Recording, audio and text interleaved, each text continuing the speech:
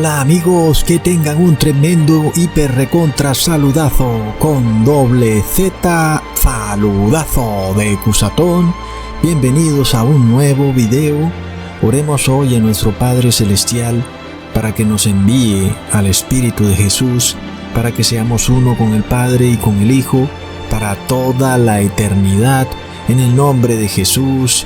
Amén. Bueno amigos, realmente estamos empezando a ver cómo el Espíritu de Jesús se está retirando de la tierra, el Espíritu que sustenta la vida. Vamos a probarlo bíblicamente, porque nosotros no solamente vamos a hablar del Apocalipsis o de los eventos que están ocurriendo, desastres climáticos y sequías, y no solamente vamos a decir, oh, esto es señal de que Jesús viene pronto, sino que vamos a dar prueba bíblica de que el Espíritu de Jesús se empieza a retirar por ciertas cosas que están ocurriendo en la tierra. Pero también vamos a demostrar que el Espíritu Santo jamás ha caído en las iglesias evangélicas, ni siquiera tampoco en la católica. Amigos, dura cosa es para el mundo que el Espíritu de Dios se retire de la tierra, porque el Espíritu de Dios es el que sustenta la vida. Amigos, pero está escrito en Génesis capítulo 6 versículo 3 al 5, y dijo Jehová, no contenderá mi espíritu con el hombre para siempre, porque ciertamente él es carne, mas serán sus días 120 años. Y amigos, ¿por qué Dios hablaría de 120 años? ¿Por qué no tal vez 110, 115 o 130? Sabemos que todo lo que Dios dice tiene un significado profundo del que a veces no alcanzamos a entender. Nosotros solamente vemos la superficie, pero recordemos que Jesús declaró en Lucas capítulo 24 versículo 49, y he aquí, yo enviaré al prometido de mi Padre sobre vosotros, mas vosotros esperad en la ciudad de Jerusalén hasta que seáis investidos de potencia de lo alto. Esto se lo dijo Jesús a sus discípulos antes de que Él subiera al cielo ya resucitado, y debían permanecer en Jerusalén esperando la gran unción del Espíritu Santo. Y la pregunta es, ¿por cuánto tiempo? ¿Será que los discípulos no sabían? Pero si ellos habían estudiado la palabra, entenderían exactamente cuánto tiempo debían esperar para recibir esa gran potencia y unción de lo alto. Leamos en Levíticos capítulo 23 versículo 15. Y os habéis de contar desde el día siguiente del sábado, desde el día en que ofrecisteis la gavilla de la ofrenda mecida, 7 sábados cumplidos serán. Hasta el día del sábado séptimo contaréis 50 días. Entonces ofreceréis nuevo presente al Señor. ¡Wow, amigos! ¡Qué interesante esto! Amigos, qué tremendo y profético todo lo que Dios dice en su palabra. Estamos poniendo atención. Desde que Jesús resucita, que es cuando se cumple esta fiesta de las gavillas, debían pasar 50 días para el Pentecostés, que es cuando se cumple esta fiesta de la que estamos hablando. Por lo cual los discípulos debían entender que justo cuando vendrían esos 50 días, vendría la gran unción del Espíritu Santo. A los 50 días, amigos, ¡qué tremendo! Recordemos, amigos, que Jesús fue esa gavilla de ofrenda mecida ofrecida para nuestro Dios Padre. Él resucitó como el primer fruto de una fiesta declarada en Levíticos 23, la fiesta de las primeras frutas. En este caso, recordamos que una gavilla es un ramo de trigo recién cosechado. ¡Qué bello, amigos! Jesús se convierte en el primer trigo y el Padre Celestial lo recibe como ese nuevo Adán que ahora no ha cometido pecado. ¡Qué increíble! Pongamos mucha atención. Pasaron desde que Jesús resucita hasta la fiesta de Pentecostés 50 días, como está escrito. Por eso es que en las Biblias se habla de el primero de los sábados, porque se debían contar 7 sábados y así llegar al séptimo sábado, y después de ese sábado venía el 50º día, el día de Pentecostés. En este caso entonces Jesús, cuando resucita en esta fiesta, llevaba a los discípulos a esperar los 50 días en Jerusalén, y luego, como está escrito en Hechos capítulo 2 versículo 1 al 2, cuando se cumplió plenamente el día de Pentecostés, estaban todos unánimes juntos en el mismo sitio, y de repente vino un estruendo del cielo, como de un viento vehemente, que venía con ímpetu, el cual llenó toda la casa donde estaban sentados. Amigos, este suceso que ocurrió se va a volver a repetir, y miremos la tremenda coherencia de la palabra de Dios. Desde que Jesús ofrece la gavilla, es decir, Jesús como primer Adán, hasta que se cumple el derramamiento del Espíritu Santo, pasan 50 días. Ahora, miremos esto tan impresionante. Si nosotros tomamos 50 días y lo multiplicamos por 120, eso nos da 6,000, amigos. Y sabemos desde que fue creado el primer Adán, el que pecó, hasta que finalice la historia de esta tierra, pasarán 6,000 años. Y sabemos entonces que el año 6,000 debe cumplirse en el año 2031 o antes. Por lo cual, amigos, estamos muy próximos a esta gran unción especial y con potencia, desde que se crea ese primer fruto, ese primer Adán, que aunque pecó, luego 6,000 años después vendría una unción con potencia para que venga ahora un nuevo Adán, un nuevo grano, que ahora vence al pecado. Tremendo. Pero amigos, nosotros también podemos entender que este evento que nos relaciona los 50 días, desde el primer Adán que ya no peca, hasta el Pentecostés, con el primer Adán pecador, hasta la unción final del Espíritu Santo, cuando tomamos 50 días y lo multiplicamos por 120 y nos da 6,000, que es la historia de esta tierra, podemos analizarlo viendo cómo el Espíritu de Dios se empieza a retirar de la tierra. Amigos, eso nos da una prueba rotunda de que este evento se acerca. Por lo cual, amigos, vamos a identificar cómo podemos ver claramente que esto está ocurriendo. Si lo podemos ver, sabemos que el evento final y culminante de la historia de la Iglesia de Cristo, en este transcurrir de días, en estos 6,000 años, está próxima a completarse con la investidura final del Espíritu Santo, una gran unción, una gran restauración del pueblo de Dios. Ahora, cuando nosotros analizamos la palabra espíritu, miramos que viene del griego neuma. Pongamos atención, amigos. Neuma significa respiración. En este caso, vemos ¿qué está pasando en el mundo? Hay una pandemia de neumonía. ¡Wow, amigos! Es tremendo. Cientos de miles de personas confiesan que la pestilencia 1.9 los deja sin neuma. Se les va el aliento. Por esto algunos requieren ser conectados a respiradores artificiales. Sin embargo, luego también se terminan quedando sin neuma. Terminan muriendo.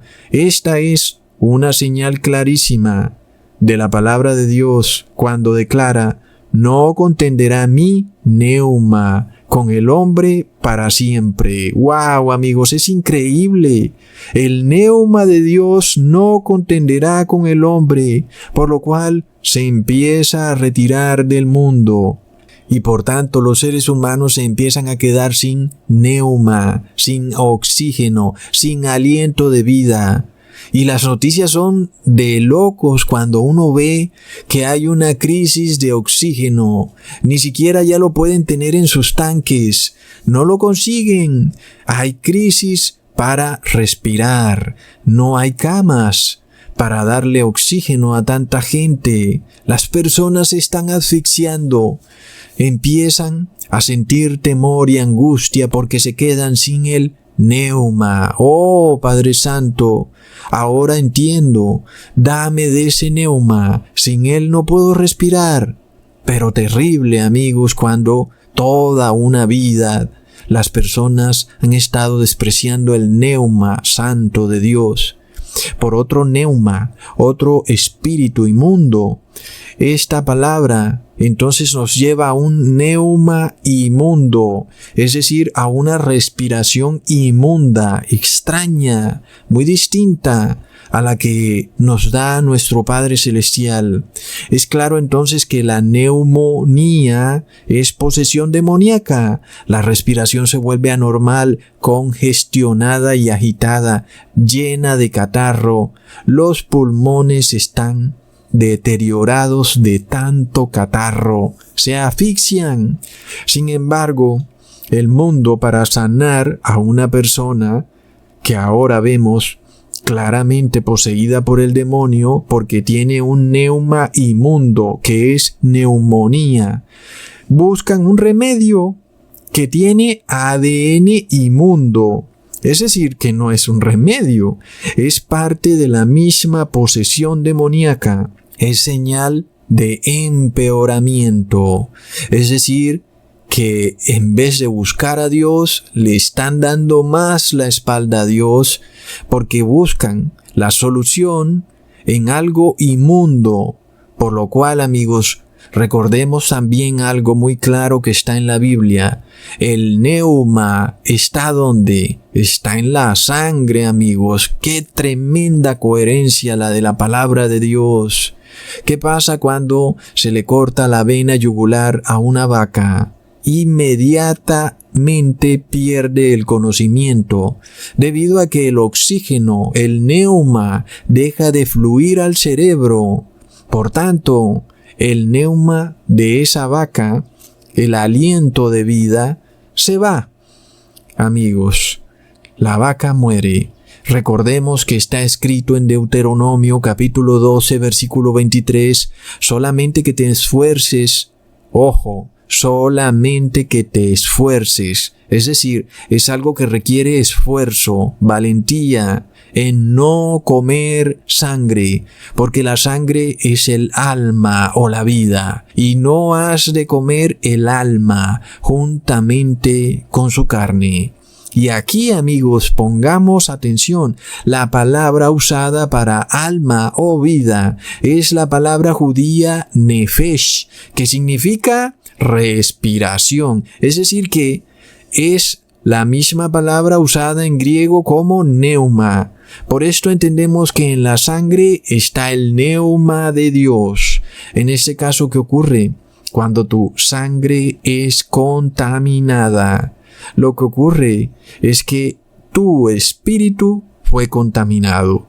Sabemos entonces que lo que debe ocurrir es que el neuma de Dios se retira, porque nuestro Padre Celestial no envía su espíritu para vivir entre espíritus inmundos. Por supuesto, si tu sangre está inmunda, pues el neuma de Dios se empieza a retirar.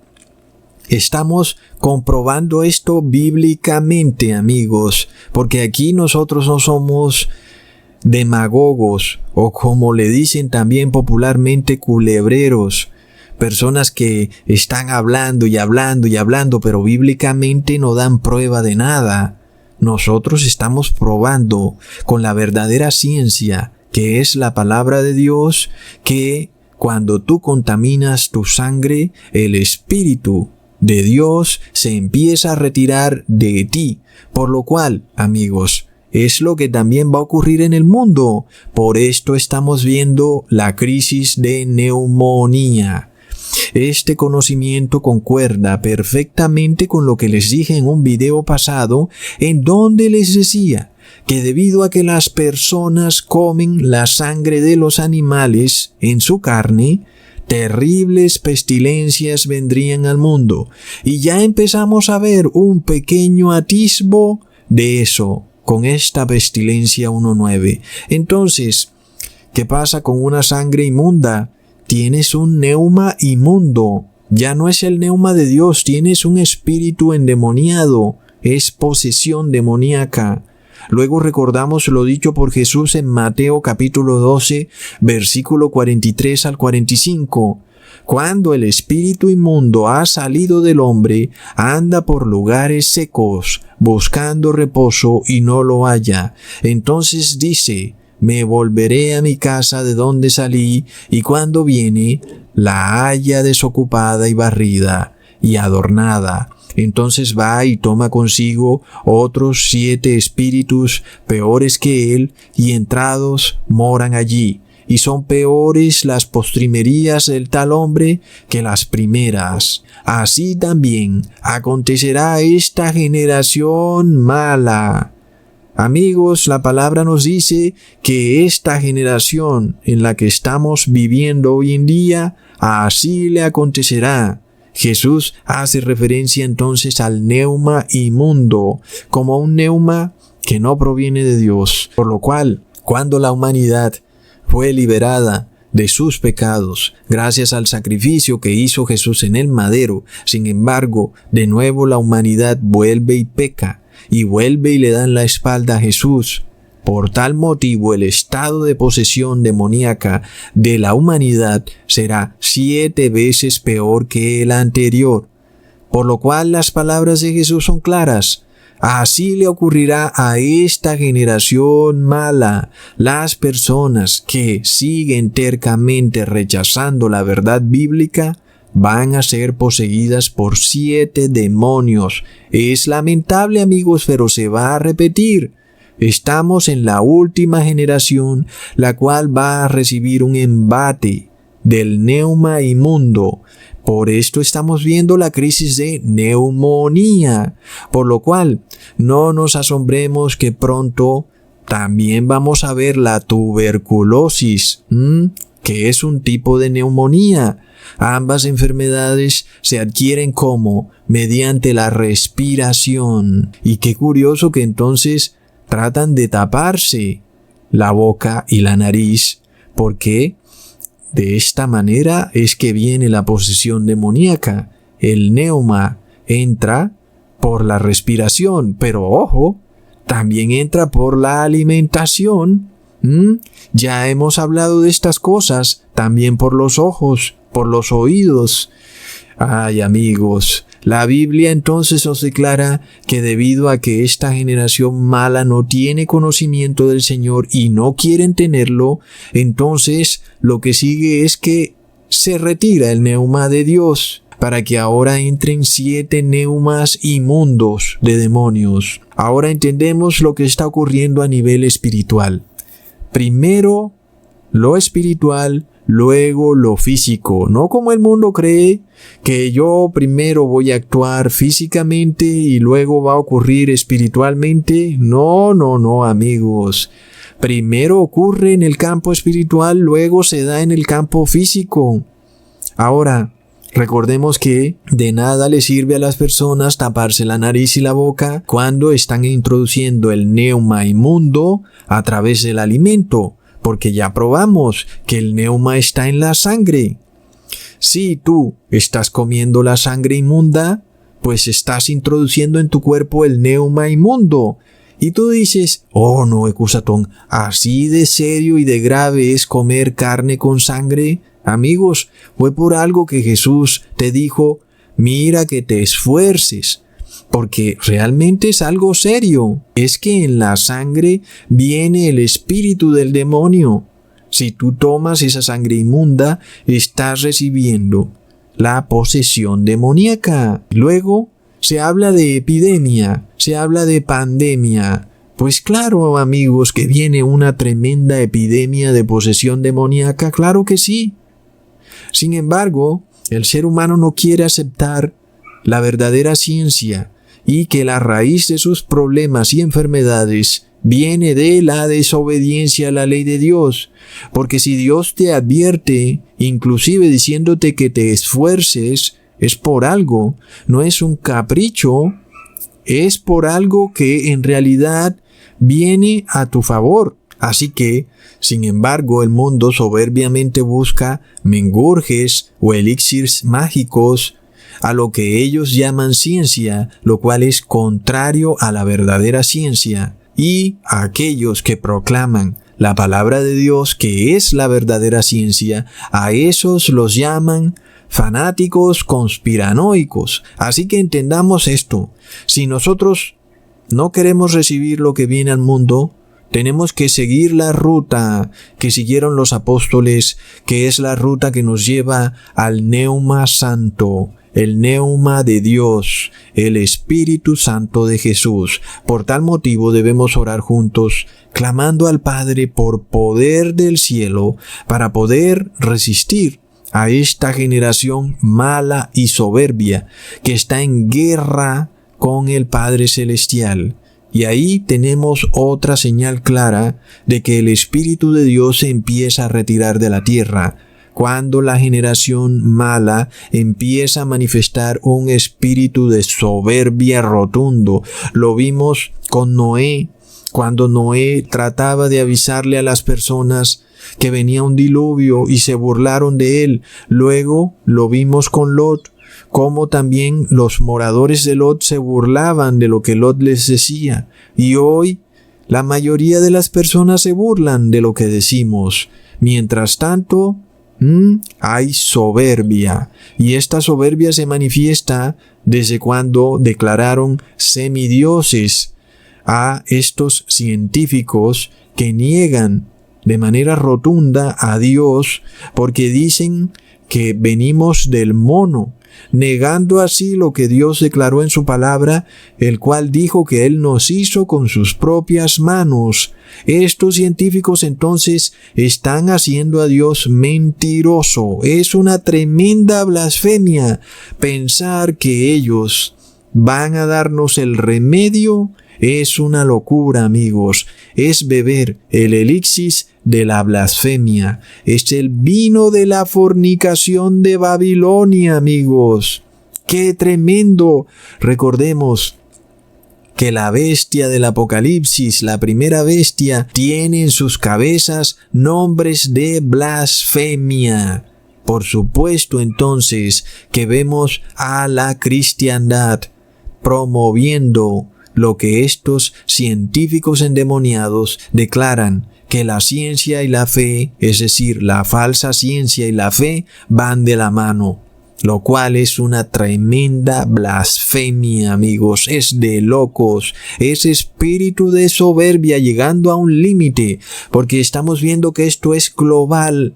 En este caso, todos los seres humanos pronto van a tener que tomar una decisión: o recibes el elixir de los científicos, o no vas a poder comprar ni vender. Tremendo. Viene una decisión global, es decir, todo ser humano pronto va a tener que manifestar o el Espíritu Santo de Dios, el Neuma Santo, o el espíritu de soberbia, que es el Neuma inmundo.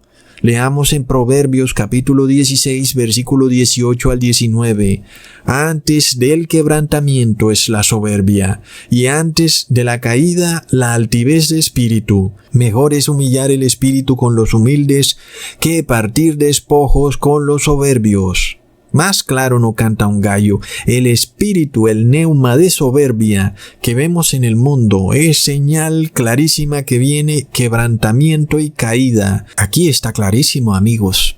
El espíritu de soberbia que vemos en el mundo nos muestra una señal de que viene quebrantamiento y caída. Aquí entendemos este espíritu de rebeldía que es contra la ley de Dios. y se está manifestando globalmente. Es una señal evidente de que la mayoría del mundo no recibirá la unción del Espíritu Santo de Jesús y por tal motivo van a ser presa de 7 demonios, amigos. Entendamos algo. Es claro que ellos hablan de Dios, de Jesús, bla, bla, bla, pero a la hora de humillarse ante su ley, ahí sí no están dispuestos a hacer nada, amigos. Entonces, todo lo que dicen es puro bla, bla, bla. A la hora de la verdad, no humillan su espíritu para obedecer la ley de Dios. Por lo cual vemos que son soberbios, amigos. Por lo cual leemos en Proverbios capítulo 1, versículo 23. Volveos a mi reprensión. He aquí yo os derramaré mi espíritu y os haré saber mis palabras.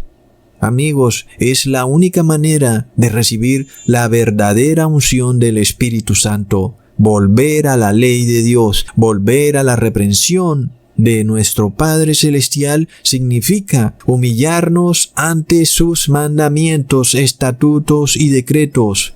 En vano, las personas andan obedeciendo ritos y ceremonias hechas por hombres, comiendo pan, prendiendo candelabros, comiéndose la galleta, lo que sea que hagan, ritos y ceremonias de cualquier tipo, es pecado, porque está escrito que la salvación es por fe. Sin embargo, amigos, debemos guardar la ley de Dios, porque el que no guarda la ley de Dios no tiene fe. Por esto, estamos viendo que ninguna iglesia cristiana, ni evangélica, ni judeo-masónica, está posibilitada para recibir el Espíritu Santo de Dios, porque todas violan flagrantemente la ley de Dios. Y por el contrario, algunos declaran que la ley fue modificada, otros, aunque dicen que se adhieren a la ley, son trinitarios. Y entonces están violando la ley, porque en la Torá jamás aparece la palabra Trinidad, amigos.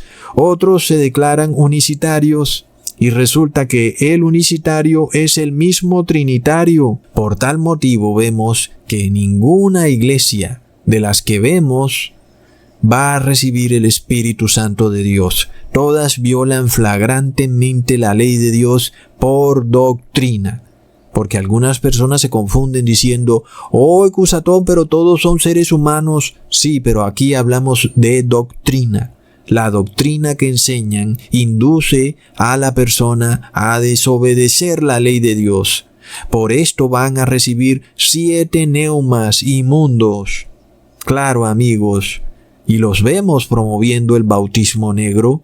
Vemos precisamente a las iglesias cristianas. Eso nos muestra señal clarísima que nos revela que la unción del Espíritu Santo de Jesús no va a caer sobre esas iglesias, amigos, porque estamos viendo que rechazan, le dan la espalda a Jesús al aceptar un remedio, un elixir que viene de unos científicos que le dan la espalda a Jesús. Es tremendo.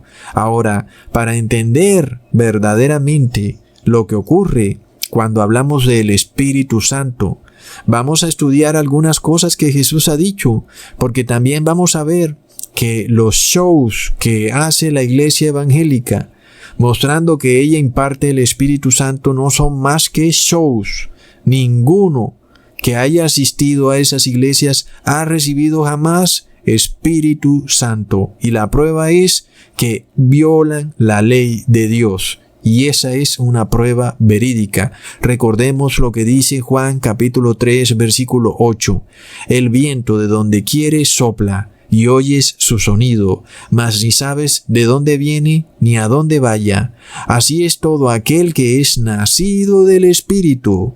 Así que este es un versículo contundente, el cual nos muestra el gran engaño que se vive en las iglesias evangélicas, cuando supuestamente vemos con nuestros propios ojos sobre quién cae el Espíritu Santo, cuando la persona empieza a bailar o a tirarse al suelo y patalear como locos, cuando Jesús nos acaba de explicar que nadie puede saber de dónde viene el Espíritu Santo ni a dónde va. Entonces Jesús nos está advirtiendo claramente cómo sería la labor del Espíritu Santo, que aunque sería audible como el viento cuando se mueve en el cielo, no puede saberse para dónde va ni de dónde viene. Es decir, nadie puede saber quién es el ungido con el Espíritu Santo. Otra historia es la que nos muestran las iglesias evangélicas, en donde en un escenario el pastor directamente te muestra quién ha sido ungido y esa persona empieza a comportarse erráticamente. Patalean, bailan frenéticamente, empiezan a mover la cabeza 360 grados, algunas mujeres a hacer el pelo como si fueran una avioneta. El hombre lo hace con los brazos, en fin, se ve claramente entonces que pretenden mostrarnos que han recibido el Espíritu Santo. Pero Jesús nos acaba de advertir que quien recibe el Espíritu Santo lo recibe de manera discreta. Sin embargo, alguien dirá: Ecusatón, pero mira que en Hechos capítulo 2, versículo 2 al 3 no ocurrió así. Bueno, leámoslo, amigos. Leamos lo que dice ese versículo. De repente vino un estruendo del cielo, como de un viento vehemente que venía con ímpetu, el cual llenó toda la casa donde estaban sentados, y se les aparecieron lenguas repartidas como de fuego, que se asentó sobre cada uno de ellos. Y entonces vemos, amigos, que no hay contradicción con las palabras de Jesús, porque aunque el viento se escuchó como un estruendo, vemos que los apóstoles no se comportaron como nos muestra la iglesia evangélica, sino que se comportaron de manera discreta y reposada.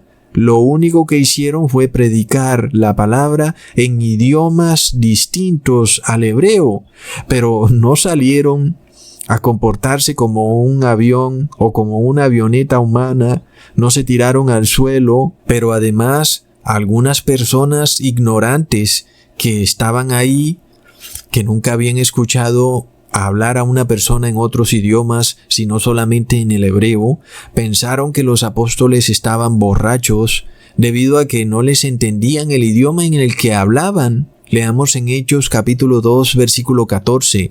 Entonces Pedro, poniéndose en pie con los 11, alzó su voz y les habló diciendo: Varones judíos y todos los que habitáis en Jerusalén, esto os sea notorio, oíd mis palabras, porque estos no están borrachos como vosotros pensáis, sino la hora tercia del día. Mas esto es lo que fue dicho por el profeta Joel.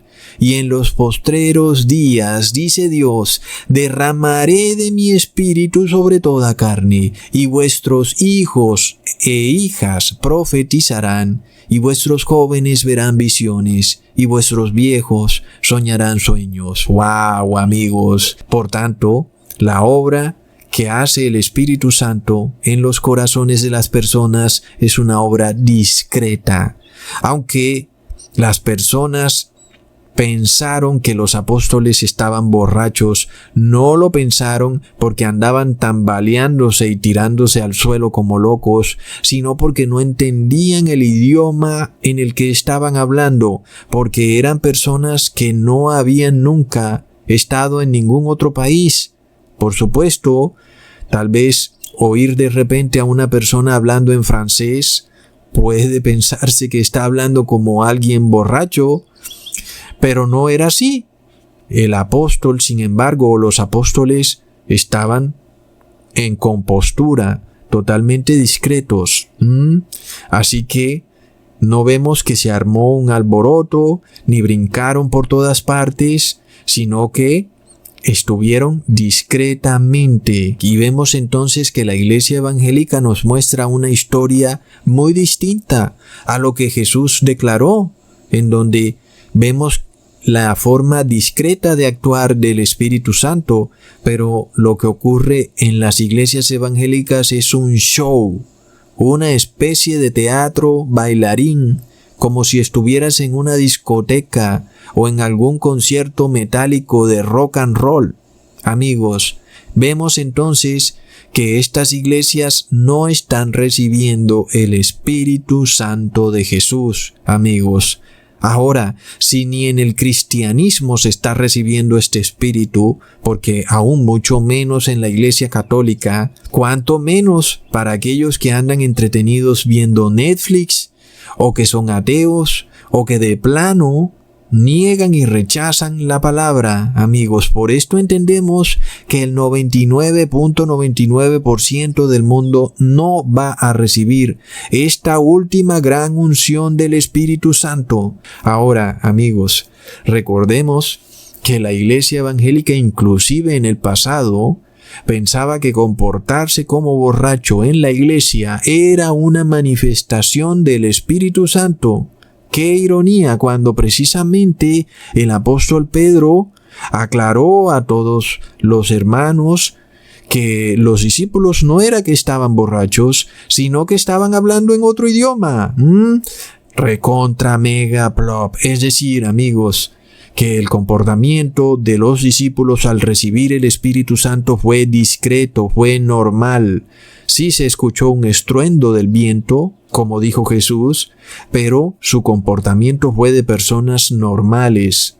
En este caso solo hablaron otro idioma, pero jamás en lenguas inentendibles, porque también algunos que vivían en otros países sí pudieron entender lo que hablaban. Pero además de todo, amigos, vemos que para recibir esta unción final que se viene pronto, también hay que recibir una unción inicial, porque así también le ocurrió a los discípulos.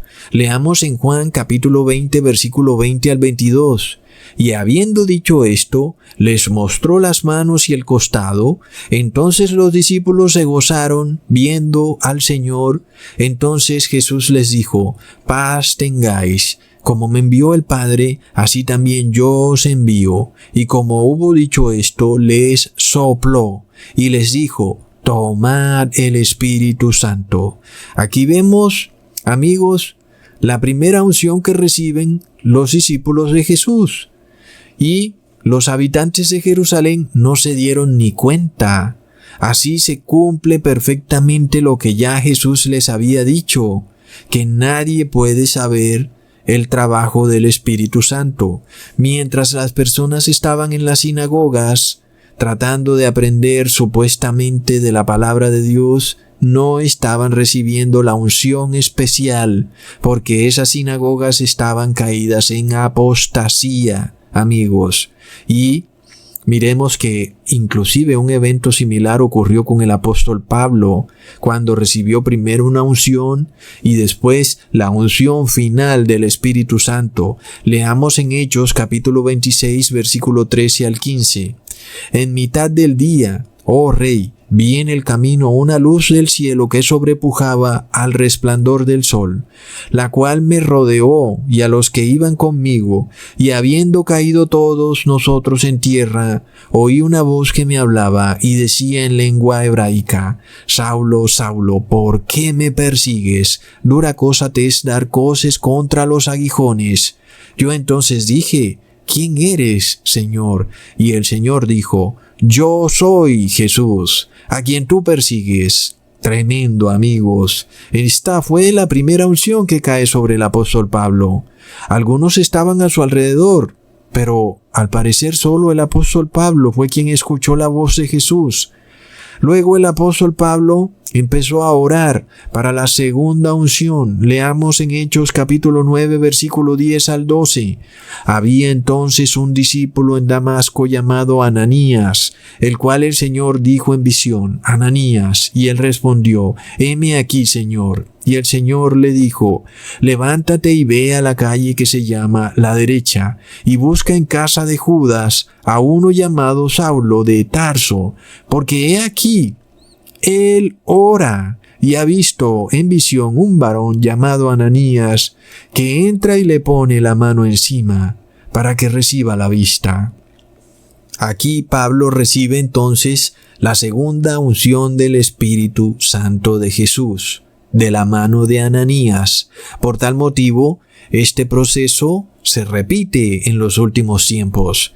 En este caso, ustedes, los que han tenido la gran paciencia de escuchar y ver mis videos, inclusive siendo tolerante conmigo porque no soy el mejor orador del mundo. Yo creo que el dicho ese que dice que llegué tarde a la repartición de hablar en público, pues me cae a mí perfectamente. No es que sea un muy buen orador.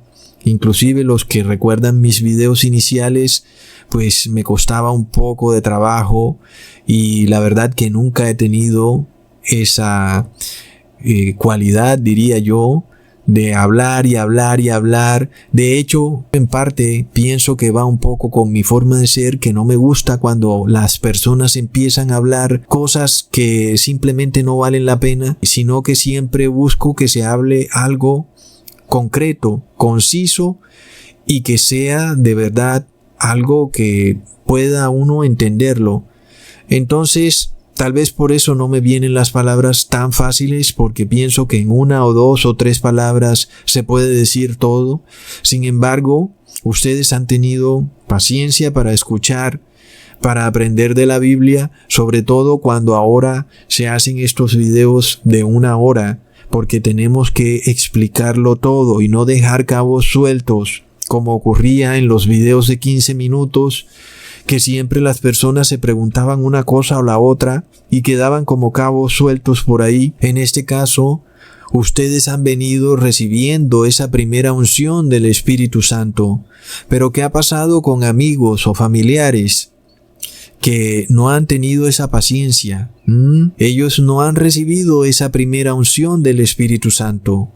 Y tal vez porque han estado esperando una señal, un estruendo, un comportamiento errático en una persona para ellos pensar que está recibiendo el Espíritu Santo. Sin embargo, esa no es la forma como el Espíritu Santo actúa. De repente un familiar puede verte ahí viendo un video y pensar que no está pasando nada, pero estás recibiendo el Espíritu Santo de Jesús. Por esto, muchos familiares y personas conocidas no quieren creer en la palabra o en estos videos porque no ven una señal. Tal vez esperan a una iglesia enchapada en oro para ellos creer. Tal vez esperan que la Virgen María llore sangre o llore aceite. Tal vez esperan que caiga fuego del cielo, lo cual ya ha pasado con la iglesia evangélica, y tal vez esperan todavía milagros mucho más sorprendentes, pero esa no es la forma como funciona o actúa el Espíritu Santo, porque ya Jesús nos los dijo, es como el viento, nadie sabe por dónde entra ni por dónde sale. El Espíritu Santo entró a tu casa y solamente te tomó a ti. Desafortunadamente tus otros familiares no han querido abrirse a la unción inicial del Espíritu Santo. Por lo cual, cuando se les muestra un video, no quieren tener paciencia para verlo. Piensan que es un sacrificio demasiado grande detenerse 1 hora a aprender de la palabra de Dios de un canal que no conocen, con un nombre que jamás habían escuchado antes. Ay, amigos, es tremendo. Luego viene que tú en verdad seas sincero y empieces a poner las enseñanzas que has aprendido en tu vida diaria. Y entonces empieza un cambio en tu vida. Porque antes hacías cosas mal, ahora empiezas a cambiar. Ya no comes carne con sangre, ya no dices malas palabras, no eres chismoso, no eres fornicario, no robas. Y entonces el espíritu inmundo pues ya no tiene cabida en tu cuerpo. Ahora tienes una primera unción del Espíritu Santo de Jesús. Y ningún gobernante, amigos, con sus decretos puede lograr eso. Puede lograr que una persona deje de robar o de decir malas palabras, o que actúe y obedezca su ley de buena gana. Ninguno puede. Tampoco un líder religioso a través de ritos y ceremonias puede lograr un cambio radical en el ser humano. La prueba es la sociedad en la que vivimos, donde cada día es peor. Y llevamos 2000 años celebrando ritos y ceremonias inservibles. ¿Y cuál es el estado de la sociedad? Es deplorable.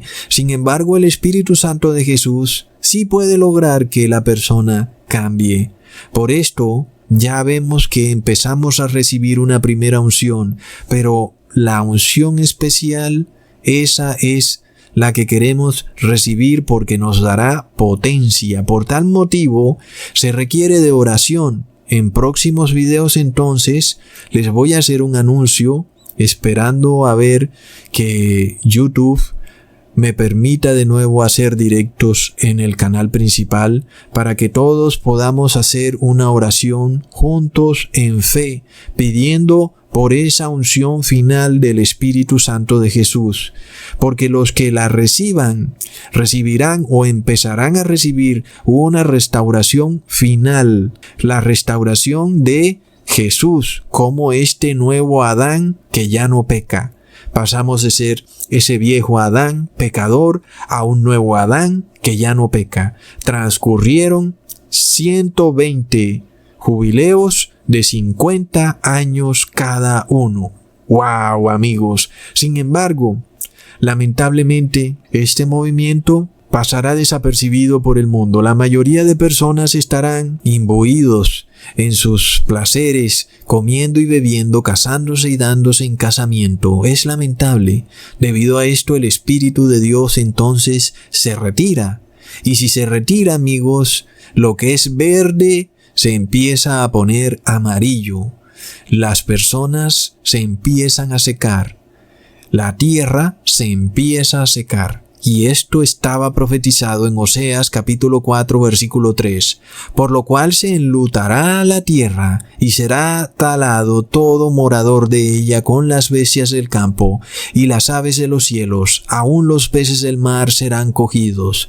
También, amigos, recordemos el caballo verde de Apocalipsis 6 versículo 8, al cual le fue dada potestad sobre la cuarta parte de la tierra para matar con espada, con hambre, con mortandad y con las bestias de la tierra. ¿Y qué viene cuando hay sequía? Viene hambruna.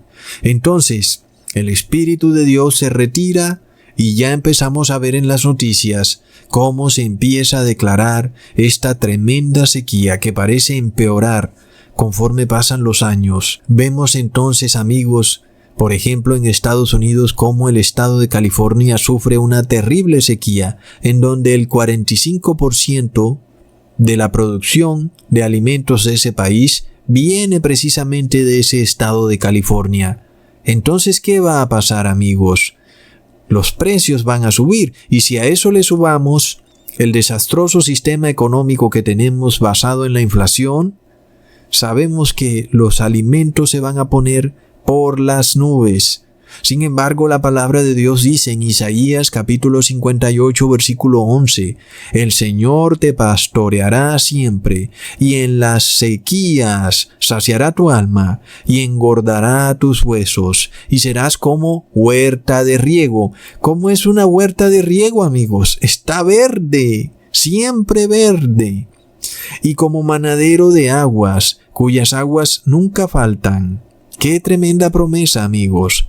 Para aquellos que están pensando en guardar algo de alimentos, les recuerdo que hoy en día también hay alimentos muy pero muy económicos que se pueden guardar. Por ejemplo, 25 kilos de avena molida, creo que pueden costar en Estados Unidos algo como $20.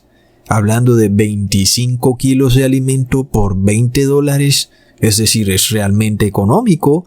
Eso sí, tienes que empacarla al vacío rápidamente porque le caen insectos muy pero muy rápido.